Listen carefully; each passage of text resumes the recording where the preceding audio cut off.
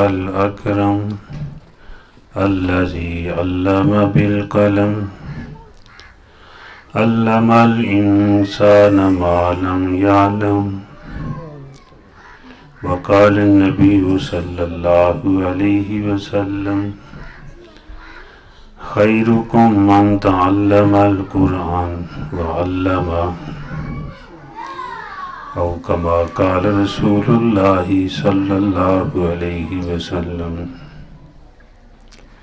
قال النبي صلى الله عليه وسلم خيركم من قرأ القرآن وأقرأ أو كما قال رسول الله صلى الله عليه وسلم صدق الله مولانا العظيم وصدق رسوله النبي الكريم. درود شریف پڑھ لیں. اللهم صل على سيدنا ومولانا محمد وعلى آل سيدنا ومولانا محمد وبارك وسلم. یا رب صل وسلم دائما ابدا على حبیبک خیر الخلق كلهم. اللهم صل على محمد وعلى آل محمد كما صليت على إبراهيم وعلى آل إبراهيم إنك حميد مجيد. اللهم بارك على محمد وعلى آل محمد كما باركت على إبراهيم وعلى آل إبراهيم إنك حميد مجيد. اللہ اکبر. گر می خواہی مسلمان زیستن، گر تو می خواہی مسلمان زیستن، نیست ممکن بجز قرآن زیستن. جہاں مسلمان ہے وہاں قرآن بھی ہے. جہاں مسلمان بھی جاتے ہیں قرآن پاک کی تلاوت کرتے ہیں، وہاں پر قرآن پاک ملے گا. ان پڑھ سے ان پڑھ مسلمان ہے تو وہ بھی قرآن پاک کو پڑھتا ہے. سورہ فاتحہ اس کو بھی یاد ہوتی ہے، کم از کم سورہ اخلاص قل هو اللہ احد اللہ الصمد لم یلد ولم یولد ولم یکن لہ کفوا احد. تو جہاں بھی مسلمان ہے وہاں قرآن ہے. جہاں بھی مسلمانوں کا گھر ہے وہاں قرآن پاک کی تلاوت بھی ہوتی ہے، نسخہ مل جاتا ہے، کسی نہ کسی درجے کا تعلق ہوتا ہے. تو ماشاءاللہ اس آپ کے خاندان کو اللہ پاک نے اس عادت سے بھی نوازا ہے. لوگ فخر کرتے ہیں کہ بھئی ہمارے خاندان میں ہمارا ماموں وہ فلاں ایم پی اے صاحب ہیں، وہ ایم این اے صاحب ہیں، جنرل صاحب ہیں، فلاں صاحب ہیں، کہتے ہیں صاحب ہیں، لیکن وہ سارے عہدے جب دنیا سے آدمی جاتا ہے تو یہاں ہی رہ جاتے ہیں. قبر میں کوئی نہیں پوچھے گا کہ یہ جنرل صاحب ہیں کہ اس کو سلوٹ مارنا ہے، اور یہ فلاں صاحب ہیں ان سے بات ادب سے کرنی ہے. لیکن جب قرآن پاک حافظ صاحب قبر میں جاتے ہیں تو اللہ پاک قبر کو وہی فرماتے ہیں، حکم دیتے ہیں کہ دیکھ اس کے پیٹ میں میرا قرآن ہے، اس کا ادب کرنا، خیال کرنا. یہ اللہ پاک عزتیں عطا فرماتے ہیں. بلکہ آپ صلی اللہ علیہ وسلم نے فرمایا جہاں حافظ قرآن جس قبرستان میں چلا جائے اس کے آس پاس جتنی 10 قبریں ہیں اللہ ان کی بھی بخشش فرما دیتے ہیں. یہ استقبال ہو رہا ہے. دنیا میں استقبال یہ ہے کہ جو قرآن کو جاننے والے ہیں کہتے ہیں بھائی ہم آپ کے آگے نہیں بیٹھیں گے، پیچھے بیٹھیں گے۔ ہمارا ایک حافظ صاحب بتا رہے تھے پنڈی میں کوئی بڑا آدمی تھا، تو وہ گاڑی کی پچھلی سیٹ پہ بیٹھنے لگا تو کہتے ہیں بھئی آپ حافظ صاحب نہیں، آپ آگے آ جائیں۔ ایسے لوگوں بھی اللہ پاک آگے بڑھا دیتے ہیں، اور جس گھر میں وہ ہوگا کتنی برکتیں ہوں گی۔ تو یہ بہت بڑی نعمت ہے کہ خاندانوں کے اندر حافظ صاحب کا آ جانا، قرآن پاک کا حافظ بن جانا۔ بچے ہیں، اونچ نیچ ہو سکتا ہے، لیکن انشاءاللہ یہ قرآن کے ساتھ ہی رہیں گے اور قرآن پاک ان کے ساتھ ہوگا۔ قبر سے اٹھیں گے، دان معاشر میں پہنچیں گے، وہاں بھی جہنم ان کو کیا کہے گی؟ اللہ پاک فرمائیں گے بدھا سے یہ جہنمیوں میں سے چن لو، لے جاؤ۔ میرے شیخ پیر مرشد رحمت اللہ علیہ فرماتے تھے ان کے ساتھ بنا کر رکھو، کہیں کل پھنس جاؤ تو چلو اتنا ہے، ہاتھ پکڑ لیں، چلو جی ان کو بھی لے جاؤ۔ ان کا ادب کیا کرو، یہ نہیں ہے، یہ اللہ نے ان کو بہت کچھ عطا فرمایا ہے۔ تو جنت میں بھی پہنچ کر اللہ پاک فرمائیں گے جیسے دنیا میں تو قرآن پاک پڑھتا تھا، اب پڑھتا جا، درجے چڑھتا جا، اب اس کا درجہ بلند ہوگا، ساتھ والدین کا بھی درجہ بلند ہوگا۔ میدان معاشر میں والدین کو بلایا جائے گا، حافظ قرآن کو بلایا جائے گا، ان کے سر پر ایسا تاج رکھا جائے گا جس کی روشنی کے سامنے، چمک کے سامنے سورج کی چمک بھی ماند پڑ جائے۔ ایسی اللہ پاک عزت وہاں بھی دیں گے، قبر میں بھی عزت اور معاشر میں بھی عزت اور جنت میں بھی عزت۔ دنیا میں بھی اللہ پاک نے فرمایا کہ یہ اشراف الناس ہیں، یہ میری امت کے جو ہے نا، یہ بڑے لوگ ہیں جو کہ قرآن حاملۃ القرآن ہیں، کہ یہ جو حافظ قرآن ہیں، یہ قرآن والے ہیں، فرمایا یہ بڑے لوگ ہیں۔ آپ صلی اللہ علیہ وسلم فرما رہے ہیں، فرمایا تم میں بہتر وہ ہے جو قرآن پاک کو سیکھے اور سکھائے۔ دوسری حدیث میں فرمایا تم میں بہتر وہ ہے جو قرآن پاک کو پڑھے اور پڑھائے۔ بلکہ بادشاہ بھی اس سے بے نیاز تھے، نہیں تھے، کہ زبیدہ جو ہارون رشید کی بیوی تھی اور بڑی ملکہ تھی اور بڑی بادشاہ تھا ہارون رشید، تو ان کی بھی بانیاں تھی، سارا دن اپنے محل میں قرآن پاک پڑھاتی تھی۔ جب اس نے یہ حدیث سنی کہ جب حافظ قرآن قبر میں جائے گا، قبر کو وہی ہوگی، اس کا خیال کرنا کہ اس کے پیٹ میں میرا قرآن ہے، اور اس کی قبر پہ، حافظ کی قبر پہ اس طرح فرشتے آتے ہیں جیسے حج کے لیے حاجی لوگ جاتے ہیں جوک در جوک، اس طرح اس کی قبر پہ آتے ہیں فرشتے، کہنے لگی میرے اس محل کو جو ہے مدرسہ بنا دو۔ ایسی عزت دی۔ اور جو قرآن پاک بچہ پڑھتا ہے اس کا پہلے بالغ ہونے تک اعمال نامہ بند ہے، وہ سارا ثواب اس کے والدین کو پہنچتا ہے، اور جو درمیان میں جو واسطے ہیں اللہ ان کو بھی معلوم نہیں کرتا۔ استاد ہیں جس کی چٹائی پہ بیٹھ کر پڑھ رہا ہے، اس کا کھا کر پڑھ رہا ہے، یہ ہوتے ہیں معاونین ہیں، اللہ ان کو بھی معلوم نہیں کرتا، ان سب کو بھی ثواب عطا فرماتے ہیں۔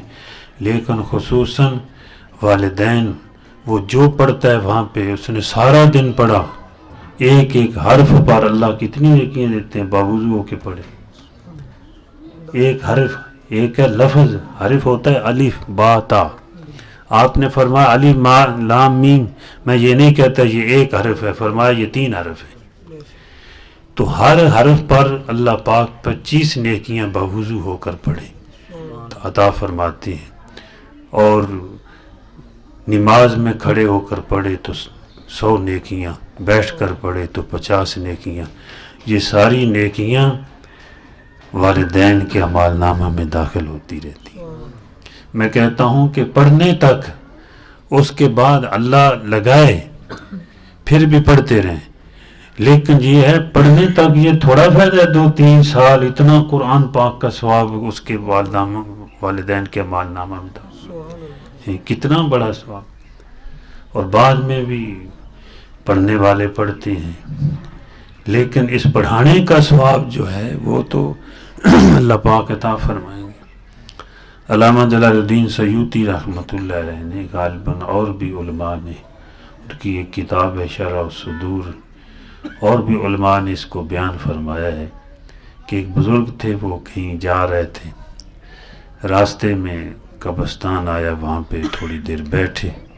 اللہ کے نیک بندے قبرستان سے گزرے، قبرستان والوں کے لیے بھی دعا کرتے ہیں اور عبرت بھی حاصل کرتے ہیں کہ یہاں پر ہم نے آنا ہے، اور ان کو بھی اپنی سلام دعا کرتے ہیں، السلام علیکم یا اہل القبور. قبر والوں کو سلام کرتے ہیں، ان کے لیے پڑھ کر اصالہ ثواب کرتے ہیں. جو بھی مسلمان ہے، اچھا مزاج رکھنے والا ہے، وہ اللہ کے نیک بندے تھے، وہاں بیٹھے تھوڑی دیر، جو عمل کرنا تھا کیا، اللہ سے مانگا اپنے لیے ان کے لیے، وہاں بیٹھے بیٹھے سو گئے. تو نیند آئی، غلبہ آیا، دیکھا کہ قبرستان میں جتنی قبریں ہیں ان سے مردے نکل آئے ہیں. لوگ نکلے، کوئی پھول سے چن رہے ہیں. تو کہتے ہیں میں نے پوچھا یہ کیا کر رہے ہیں؟ ایک آدمی بیٹھے ہوئے قبرستان میں کرسی پر شاہانہ انداز سے، بادشاہوں کی طرح، باقی وہ چن رہے ہیں. تو کہتے ہیں میں حیران ہوا یہ کیا کر رہے ہیں. وہ جو بادشاہوں کی طرح آدمی بیٹھا ہوا اس سے پوچھا کہ یہ کیا کر رہے ہیں لوگ؟ کہتے ہیں کہ یہ دنیا والے جو اصالہ ثواب کرتے ہیں، جو استغفار کرتے ہیں، دعائیں کرتے ہیں، یہ لوگ وہ حاصل کر رہے ہیں، یہ پھول سے جو چن رہے ہیں. اچھا بھئی آپ نہیں چن رہے؟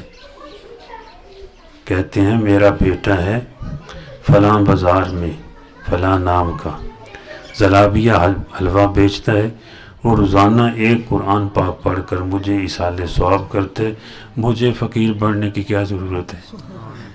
روزانہ اتنا ثواب آتا ہے، مجھے چننے کی ضرورت نہیں پڑتی. تو جب جاگ آئی تو ان کو جو ہے نا ایک جستجو پیدا ہوئی کہ ایسے لڑکے کو دیکھنا چاہیے جس کا قرآن پاک پڑھنا قبول اور والدین خوش. حضور صلی اللہ علیہ وسلم نے ارشاد فرمایا والد کی رضا میں اللہ کی رضا ہے. سمجھو جو اپنے والد کو خوش رکھتا ہے اللہ اس سے راضی ہے. اگر وہ اعمال نہیں کر رہا تو امید ہے اللہ اس کو اپنی رضا والے اعمال عطا فرمائیں گے. والدہ کی خدمت کرنا فرمایا یہ اس کے قدموں میں جنت ہے، جنت ملے گی. والدہ کی خدمت کرنے سے جنت ملے گی، اور والد کی خدمت کرنے سے، راضی کرنے سے جنت کا خالق ملے گا. جنت بھی مل گئی، اللہ بھی مل گئی، اللہ کی رضا بھی نصیب ہو جائے گی اور جنت بھی نصیب ہو جائے گی.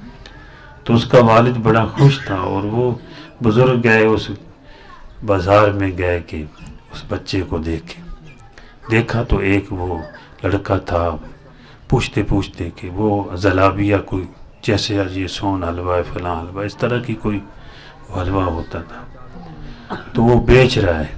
اس کے پاس کھڑے ہوئے، وہ حلوہ بھی بیچ رہا ہے، اس کے ہونٹ بھی ہل رہے ہیں. میں نے پوچھا، کہتے ہیں کہ تیرا نام کیا؟ جی فلاں نام ہے. اچھا آپ کیا پڑھ رہے ہیں؟ یا آپ کے ہونٹ بھی ہل رہے ہیں. لوگ ہوتے ہیں ہاتھ دنیا میں ہے، دل اللہ کے ساتھ لگا ہوا. لوگ دنیا میں ایسے ہیں. شیخ شہاب الدین سہروردی رحمۃ اللہ علیہ فرماتے ہیں میں بیت اللہ میں گیا، فرماتے ہیں طواف کر رہا، ملتزم پہ پہنچا تو ایک آدمی دھاڑے مار کے رو رہا ہے، لیکن دل غافل ہے اللہ سے. آنکھیں رو رہی ہیں، دل غافل ہے. فرماتے ہیں باہر نکلا، بازار میں آیا تو ایک لڑکا کپڑا بیچ رہا تھا، پیسے بھی دے رہا ہے، لے بھی رہا ہے. اور دل کی طرف توجہ کی تو دل اللہ کی طرف لگا ہوا ہے، ہاتھ کہندے ہاتھ کار وال دل یار وال. ہاتھ دنیا میں ہے، دنیا میں رہ کر جو ہے اللہ کے ساتھ تعلق ہے. کہتے ہیں دنیا میں رہتا ہوں دنیا دار نہیں ہوں، بازار سے گزرا ہوں خریدار نہیں ہوں. صحابہ کرام نے روٹی کھائی ہے، بڑا بڑی دولت نہیں تھی، کون کو کہتا ہے کہ دنیا دار؟ کہتے ہیں صحابی رسول ہیں، حالانکہ بڑی دنیا تھی، جنہوں نے 900 اونٹ دے دیے، 1000 گھوڑے غالباً کتنے دے دیے. آج ان کی قیمت لگاؤ کروڑوں روپے، اربوں بنتا ہے. ان کو کوئی دنیا دار کہتا ہے؟ انہوں نے دنیا کو اللہ کے نام پہ خرچ کیا. اگر دنیا بھی آئی ہے تو وہ دین والے ہوتے ہیں، جو اپنے مال کو دین پہ خرچ کرتے ہیں، یہ دیندار ہیں. دنیا فرمایا کہ دنیا دار وہ ہے. مولانا جلال الدین رومی رحمۃ اللہ علیہ فرماتے ہیں کہ جو اللہ سے غافل ہے، جو چیز تجھے اللہ سے غافل کر دے وہ دنیا ہے، اور جو چیز تو اللہ کے راستے میں خرچ کر کے اللہ کو راضی کرتا ہے وہ دنیا نہیں، وہ تو دین ہے. تو وہ جو ہے بچہ بیچ رہا ہے، وہ حلوہ بھی بیچ رہا ہے، پیسے بھی لے رہا ہے. انہوں نے پوچھا کہ تیرے ہونٹ ہل رہے ہیں، کیا کرتا ہے؟ جی میں روزانہ ایک قرآن پاک کی تلاوت کرتا ہوں، اپنے والدین کو ایصال ثواب کرتا ہوں. وہ بڑے خوش ہوئے، بھئی ایسے بچے کی زیارت ہوگی. پھر دوبارہ کہتے ہیں کچھ عرصہ کے بعد وہاں سے گزرا، بیٹھا، ویسے اللہ والے جو پہلے بات کر رہا ہوں کہ جہاں سے گزرتے ہیں نیکیاں کر کے گزرتے ہیں، اور قبر والوں کو سلام کیا اور دعا کی، اور جو بھی اس کے عمل تھے وہاں بیٹھے. تو بیٹھے بیٹھے پھر نیند آ گئی، وہ اونگ آ گئی. تو دیکھا کہ قبرستان کے مردے پھر نکلے، چن رہے ہیں پھول سے. وہ بھی چن رہا ہے، وہ جو پہلے شانہ انداز کے ساتھ بیٹھا. پوچھا بھئی آج تو حاصل کر رہے ہیں، یہ چن رہا ہے پھول سے، اس دن تو نہیں چن رہا تھا. انہوں نے کہا کہ میرا بیٹا فوت ہو گیا ہے تو اب میں بھی چن رہا ہوں.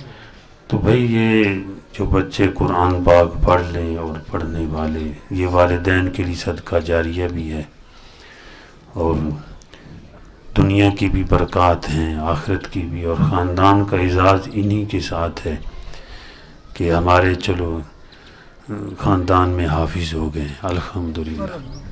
اسلام آباد میں ایک عورت فوت ہوئی، تو جب ان کو دفن کیا تو مولوی صاحب نے دعا کی.